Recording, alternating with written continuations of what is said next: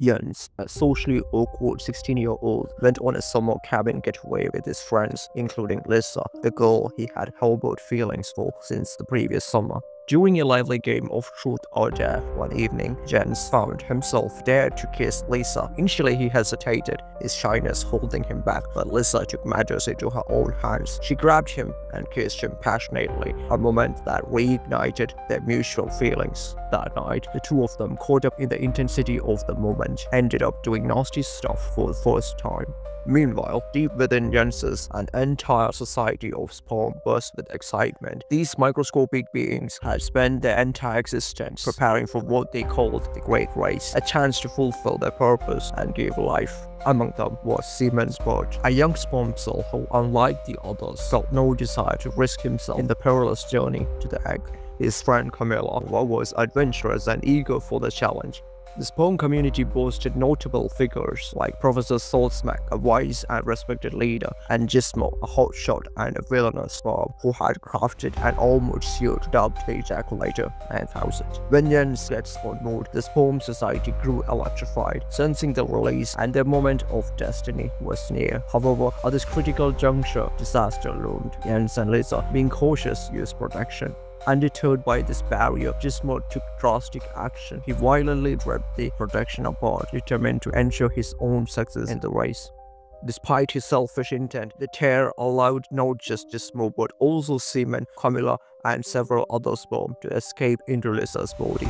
In the ensuing chaos, Seaman wavered his reluctance, frustrating Camilla, but eventually the two joined the journey alongside their fellow sperm. The following day brought an unexpected twist. During another intimate encounter marked by awkwardness and exhaustion, Jens did something different but still nasty. This misstep sent some of the sperm, including Seaman and Camilla, into a place they were not supposed to be at.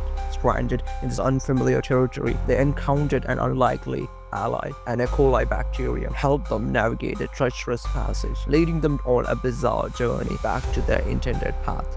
They managed to return to the supposed path by hitching a ride on Lisa's hair. As she did, though their friend perished along the way, a casualty of the absurd detour. Once inside Lisa's reproductive system, stakes escalated further. In the carnage, Gizmo pressed on with his destructive campaign, targeting rivals to secure his dominance. Among his adversaries were Egon Olsen, a gangster-like sperm, and his crew, who dreamed of becoming triplets. In a dramatic showdown, Egon confronted Gizmo, managing to disable the villain's armor suit. The effort cost Egon his life, but his sacrifice cleared the way for Seaman, Camilla, and a handful of survivors to continue their quest.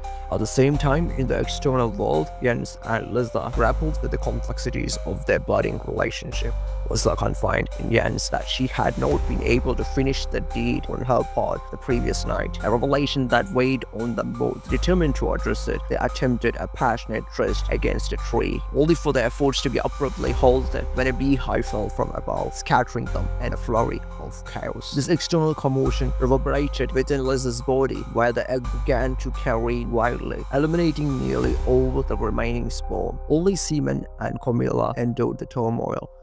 As they neared their goal, Gizmo, battered yet relentless, launched a final attack, biting off Camilla's tail in a desperate bid to stop them. His persistence met a grisly end when the egg itself crushed him. Seaman and Camilla, though injured and weary, pressed on. Alive and bound by love, they entered the egg together, achieving what so many others had not. 6 weeks later, the story took a somber turn. Jens and Lisa visited a clinic where they sought an abortion pill. Despite the precautions and careful intentions, they felt unprepared for parenthood. After Lisa took the pill, Jens suggested they spend the next 2 days, the time it would take for the pill to work, called up together for a movie marathon. In the end, all the heroic efforts of the sperm, their battles, sacrifices, and triumphs proved futile, their journey erased by a single decision.